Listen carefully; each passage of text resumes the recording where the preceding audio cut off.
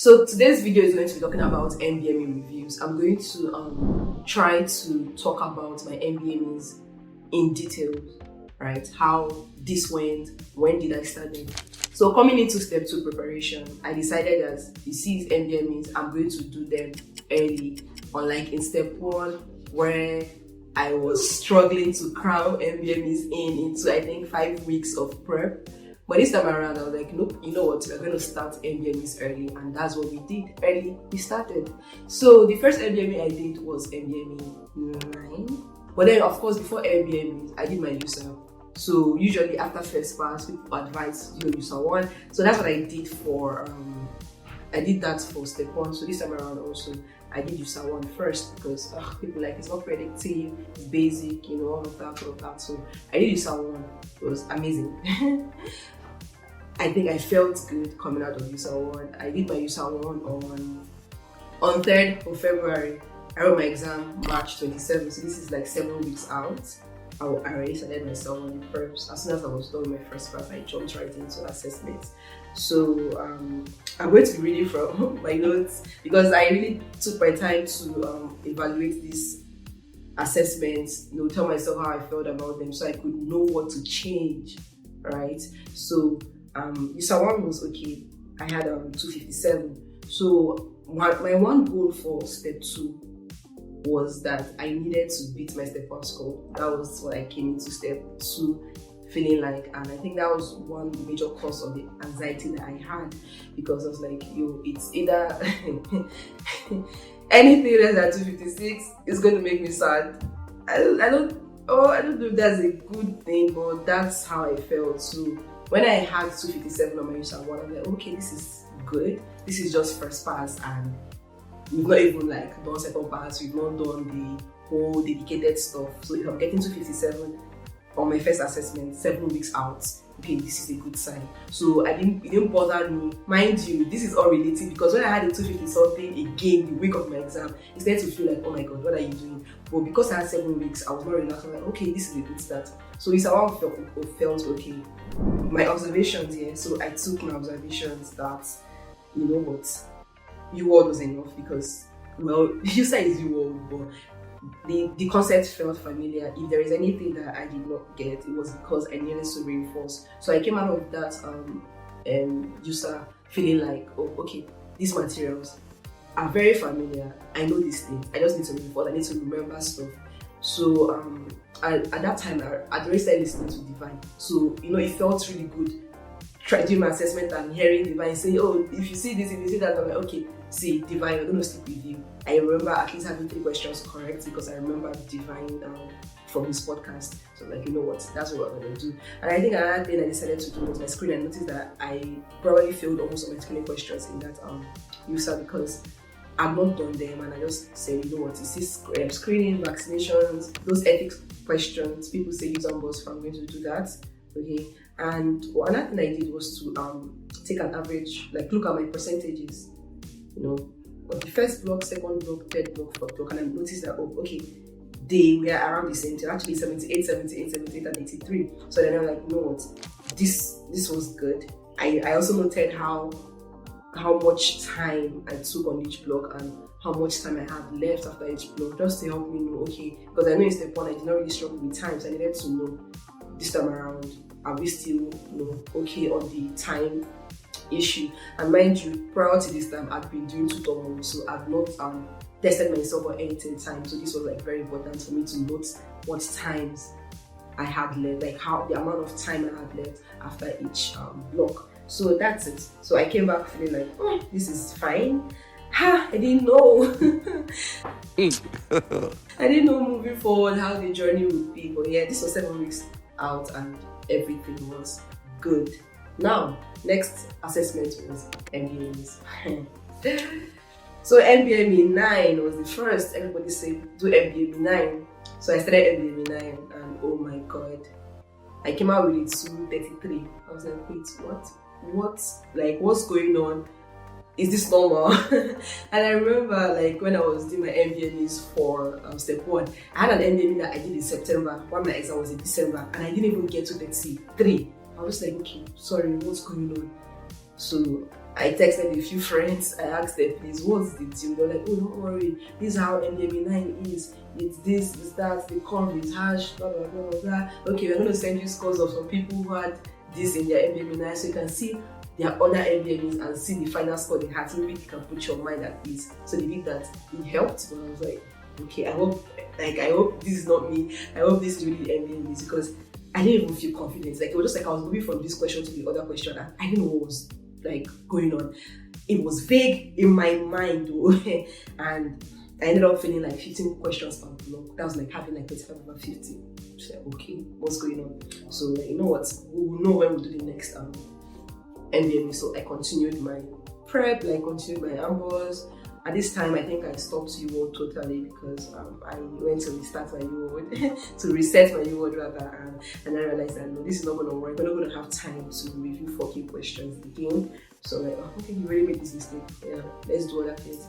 So the next NBME I did was, I believe NBME 11. Yes, I did NBME 11 on the 9th of March. That's 2.5 weeks out from my exam. The overall feel was actually, I felt like, oh, this NBME is easy. That was what I felt like overall. Not saying that, oh, there are no questions that I'm like, what's going on here, but overall I felt like, oh, these questions are easy. However, my score was still 259, and you know, there's this pressure in NBMEs that you should improve on your scores, and this was like, do an NBME maybe 2 weeks later, and I'm not increasing as I felt I should. Like, you know, you saw 1 of 257, now NBME 11 of 259. And, you know, at this time I just started to like panic. You know, I started telling myself that, well, just they are going to end up in the 250s really, because that's what happened in my step 1. Almost all my, in fact, all the assessments I took NBME, I think 25, I'm not sure, 29 and 30, I think, 29 and 30, and I do the 2 users, and 3 of my assessments were in the 250s, and that's actually what I got in my real result. So I was like, you know what, if this 250s, best believe you're probably going to end up in 250. So at this point I began to think, okay, what can I do? Just give me 2 marks more, you know, just give me 260, what can I do? And I think anxiety just started to play with me at this point. So I was just like, I want to break out from these 250s, what's going on? So I was like, oh, okay. And then something else I did was I checked the percentage of each block. So my first block was 44 over 50, second block 42, third block 43, and then the fourth block was 35. So I was like, no, the difference in my fourth block and the other 3 is very wide. I began to ask, okay, what could have happened? Did I zone out? Was I tired? You know? So these are like the ways that I always recommend that people review their assessment. Then I realized that, see, something actually went wrong in this NBME. What is it? So I can tackle it before my exam. I can't have 40s like plus or minus 1 in block 1, block 2, and block 3, and then come to block 4 and have 10 points lower, you know. So I was like, oh, okay, take note of this. Like, because there's also this thing that happens when you're writing an exam that is this long, and you get to the last block and you begin to zone out, or you're tired and you just want to finish. So I told myself that happened in step 1. Step 2, it's not going to happen. I'm going to, you know, try my best to give as much concentration and dedication in my first block as my last block.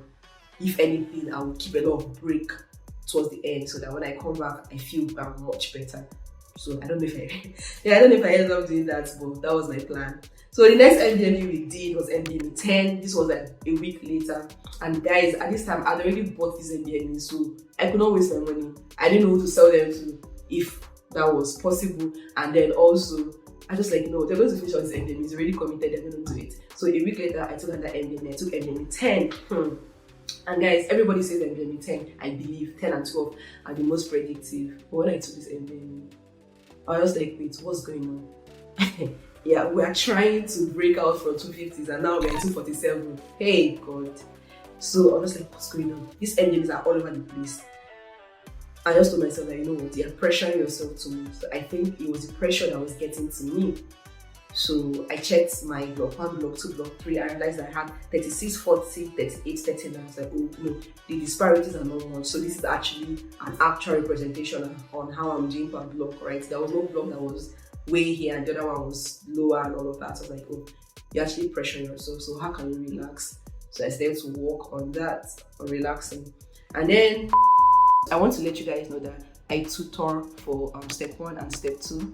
Right, so if you are struggling with your concept or you feel like you might need a hand, I'm the right person for you. Then also I found out that for so many people, it's not tutoring they need, it's more of accountability and mentorship. So if this is you, you don't know where to start, you don't know what to do, you can just book me for a consultation. I offer consultation, where you can ask me any question you have, what materials are the best, what resources to use, and I can help you personalize stuff based on where you're at and not just on what is generally on my channel, right? And then if you struggle with scheduling, making timetables, sticking with it, I also offer that service. I help people organize their study timelines, okay? And then the other thing I offer is a mentorship or accountability program where for a one-time payment, I hold your hand from the first day of your prep to your exam is done, right? That includes telling you what resources you should be using, or all the questions you have. Should I be doing this? Should I be doing that? How many questions should I do at this time? All the questions that you might need. Anything that you think you might want someone to put you through during your step prep, I will do that for you. I would check in with you weekly, make sure you are right on track, help you to set goals that are feasible and very possible within the time frame that you have. Okay, so if you guys think that this is something that you might need, you should send me a message. And if you have more questions, you can check me out on Instagram. I have a highlight session called reviews to see what other people are saying about my services. 4 days to my exam, I took USA 2 just before I traveled to Ghana. I took USA 2. By then, I'd almost reviewed everything I wanted to review. I'd done the divine podcast that I really wanted to do towards the end of my prep. I knew by that much better than before. When I took USA 2 and I had a 261, I'm like, yes, I know I said I just wanted to break away from 250s, but why 1? And if you're like me, I don't really give credit to how well I perform, right? I always feel like, oh, I can do better, people do better, blah, blah, blah, blah, blah.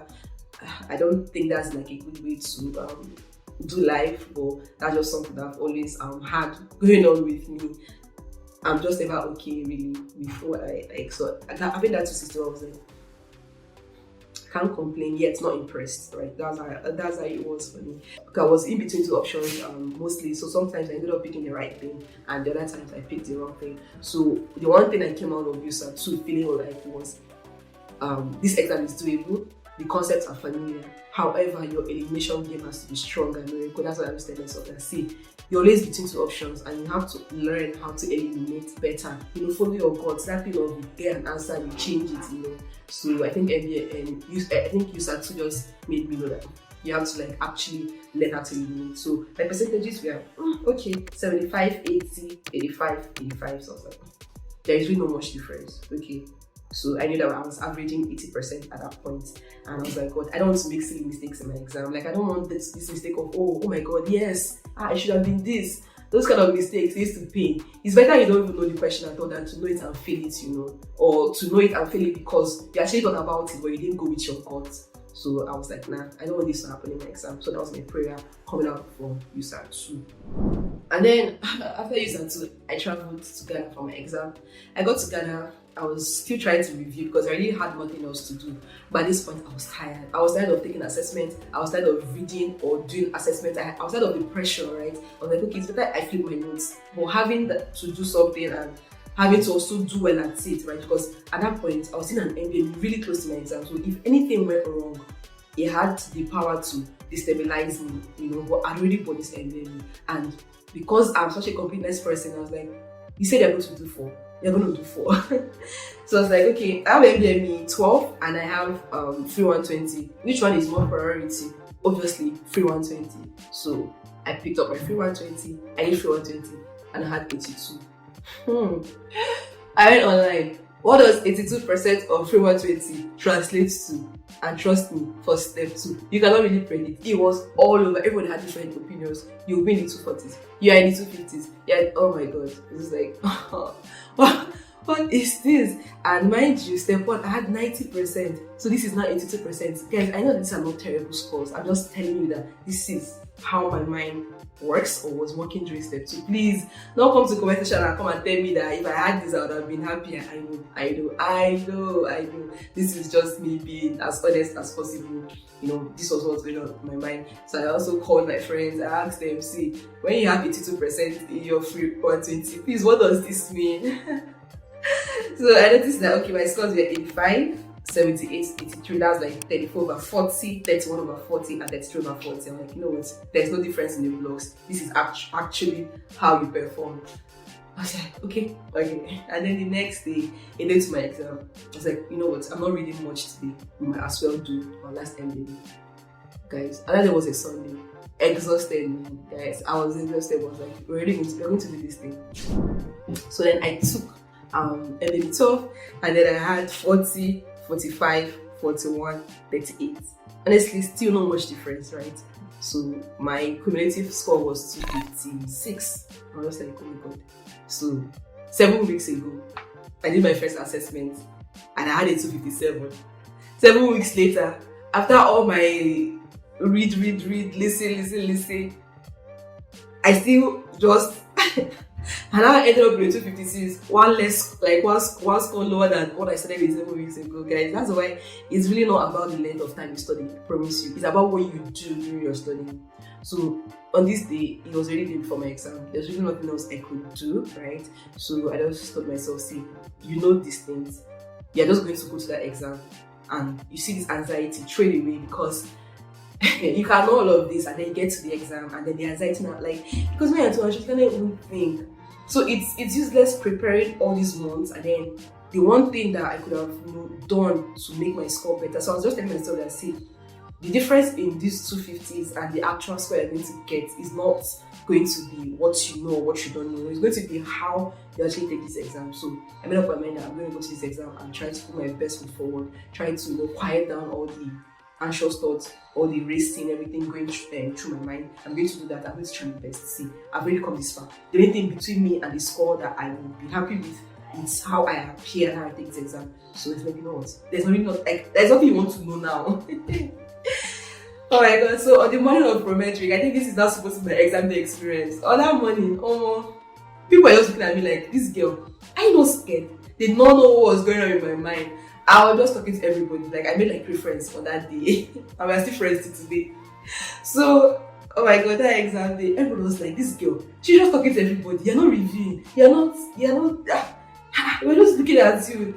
Yeah, you've read and I was just like, you guys, you don't know. This is just me trying to be as calm as possible. I'm not going to carry a book and what I was sharing was not really what was going on in my mind. Everyone was thinking like, this guy, yeah, you've read. And like, you guys, if I begin to tell you, people will say, no, I'm lying. So that's actually how I got into my exam. I didn't even read again. If there was anyone who wanted to chat, I'll chat with them.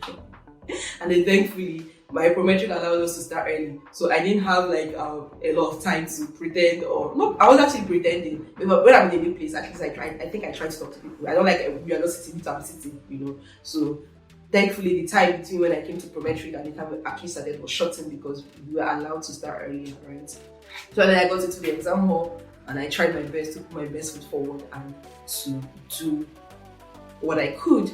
I came back and then thankfully my actual score was higher than all my NBMEs put together. So if I were to say which NBME was the most predictive for me, it was none, right? The one assessment that was closest to my actual score would be, let's say, USMLE 2 and free 120. That's what I would say. So guys, please do not let your NBMEs make you that demoralized. The purpose of your NBMEs or assessment you are taking is to tell you where you are at. So if this was an exam right now, like if this was your step today, this is how you would most likely perform, right? So take advantage of that. Reflect so much on your NBMEs. Don't just do it, see the score and go. No. Ask questions, what could have made this better? How was I feeling through this? Was I anxious? How was my mind? Did I know the questions? Is it a concept issue? Do I need to learn more stuff? Do I need to memorize? Is it just recalling? That's how you now know what to change. Should you do more flashcards? Should you discuss with more people? Should you learn to eliminate better? That's just the purpose of, that's the most important purpose for taking assessments. So guys, if you watched to this point. This might be my longest video so far. I don't know. If you watch this point, please let me know you're watching. So I was not just talking to myself throughout. And I hope you guys enjoyed listening to me talk about my dedicated phase in a nutshell and how my NBMEs and other assessments went. So guys, I'll see you guys in my next video. Bye.